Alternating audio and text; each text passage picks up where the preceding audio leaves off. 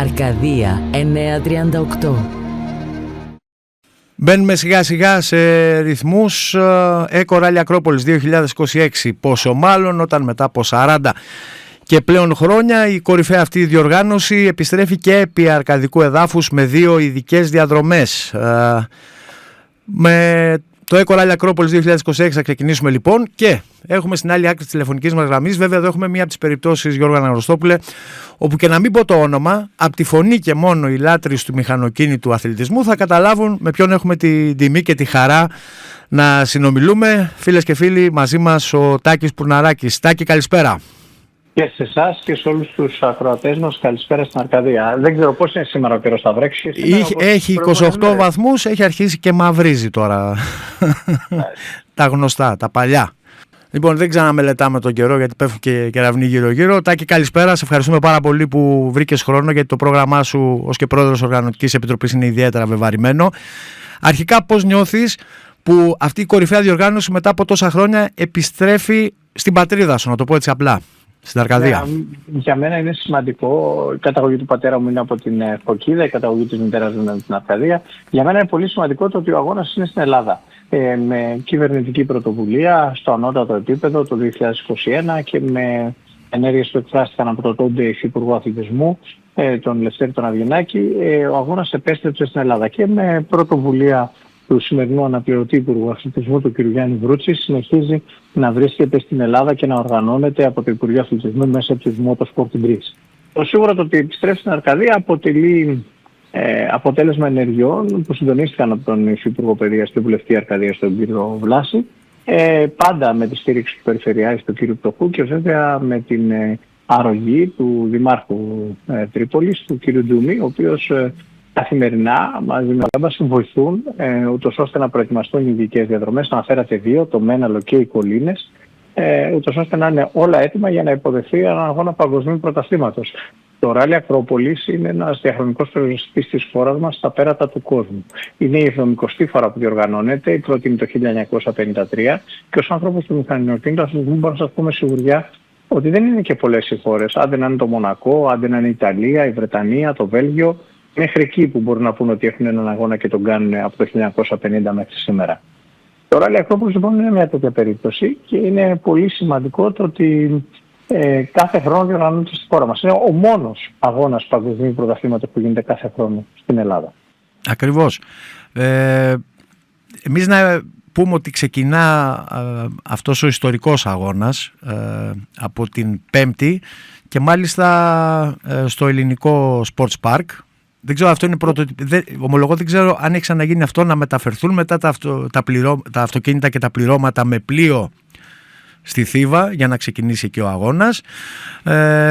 Χρήστο, να τα βάλω με τη σειρά τα πράγματα. Καταρχάς, μέσα στο ελληνικό είναι πάρα πολύ σημαντικό μέσα στο ελληνικό το ότι θα γίνει για πρώτη φορά αγώνας. Θα γίνει λοιπόν για πρώτη φορά αγώνας σε μια αθλητική εγκατάσταση και θα γίνουν και τα εγγένεια του πάρκου του ελληνικού εκείνη τη στιγμή. Καταλαβαίνουμε ότι είναι μια ξεχωριστή βραδιά για το μεγαλύτερο εργοτάξιο στη λεκάνη της Μεσογείου.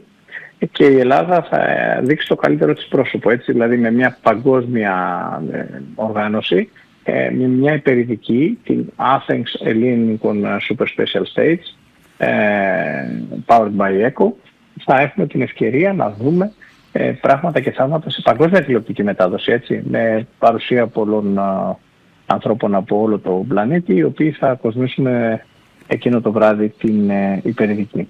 Τα αυτοκίνητα λοιπόν, όπως λες, τελειώνοντας από εκεί θα φύγουν, θα πάνε στο λουτράκι να κάνουν το θέρος τους και μετά θα επιβιβαστούν σε ένα πλοίο.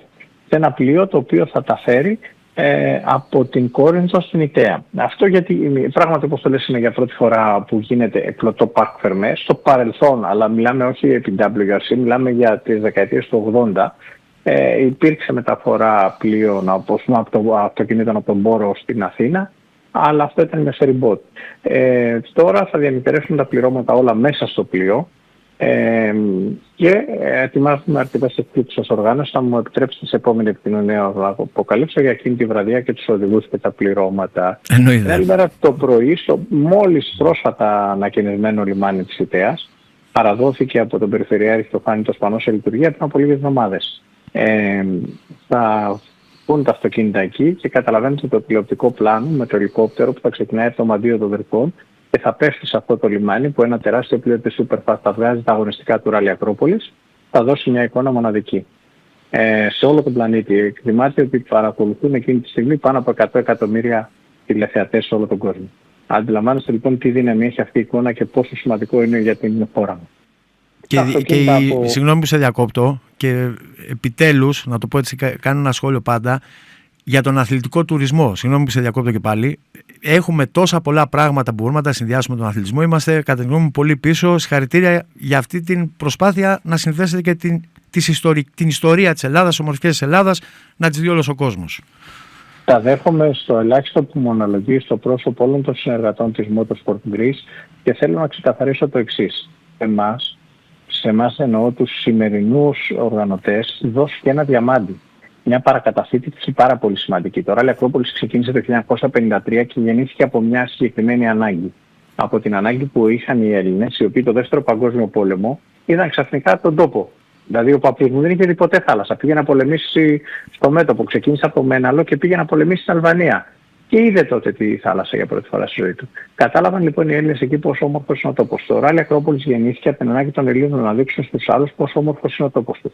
Και αυτό, δηλαδή η ιδιαίτερη μορφολογία του εδάφους και η αθλητική πρόκληση που αυτή συνιστά είναι που φέρνει ξανά τις κορυφαίες οδηγούς του πλανήτη εδώ στην Ελλάδα να ζητούν να αγωνίζονται και τις καλύτερες εταιρείες, όπως η Toyota είναι νούμερο 1 εταιρεία στον πλανήτη σε θέματα κατασκευής του αυτοκινήτου, τους φέρνει ξανά και ξανά στην Ελλάδα, στα ελληνικά χώματα. Σήμερα που μιλάμε, η Toyota κάνει δοκιμές στην Ιστερεά Ελλάδα και η Hyundai κάνει στην Πελοπόννησο, ενώπιση του Ράλι Ακρόπολης.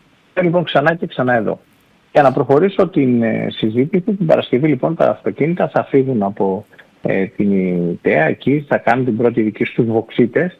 Και επειδή αναφέρατε νωρίτερα και την πατρίδα και τα λοιπά, θέλω να πω ότι η πρώτη φορά που είδα το Ράλι Ακρόπολης ήταν από το μπαλκόνι του παππού μου στην Αγία Ευθυμία. Από εκεί περνάει και τώρα ο αγώνας. Είναι μια από τις πιο διάσημες οικειοθελείς διαδρομές που υπάρχει. Κατεβαίνοντας λοιπόν προς τα κάτω, θα περάσουν από το Στήρι, από τον Παρνασσό, από την ειδική της Θήβα που σωστά αναφέρατε, από τον Ελικόνα. Και η πρώτη μέρα θα ολοκληρωθεί μετά από αρκετά απαιτητικές διαδρομές στο Λουτράκι, όπου βρίσκεται η φετινή έδρα του αγώνα, στον Πελοπόννησο. Την επόμενη μέρα ξεκινάμε νωρίς το πρωί, τα αυτοκίνητα θα είναι στις 8 το πρωί στην ειδική διαδρομή Γυμνό, στην Αργολίδα, και μετά πάμε στις Κολίνες. Η ειδική διαδρομή αυτή έρχεται στις 9 και 4 το πρωί στο δάσος της, στο φημισμένο δάσος της Κυρίτητας, στο Πανέμορφο, και μπορώ να σας πω από τους ανθρώπους που ήδη από την Διεθνή Ομοσπονδία Αυτοκινήτου αλλά και τον WRC Promoter που έχουν επισκεφθεί για λόγους ασφαλείας ή λόγους τηλεοπτικής κάλυψης στη συγκεκριμένη ειδική διαδρομή, μιλούν όλοι με τα καλύτερα λόγια για την μοναδική φυσική ομορφιά που έχει η συγκεκριμένη διαδρομή. Και αμέσως μετά τις Κολίνες, στις 11 η ώρα το πρωί, θα έχουμε την ειδική διαδρομή του Μενάλου. Την Κυριακή στους Αγίους Θεοδόρους και το Λουτράκι, 2 φορές κάθε ειδική διαδρομή, με τον τερματισμό να γίνεται στην έξοδο της Wolf Power Stage στο Λουτράκι και την απονομή ακριβώς εκεί γύρω στις 2.30-3 η ώρα των νικητών. Αρκαδία 938.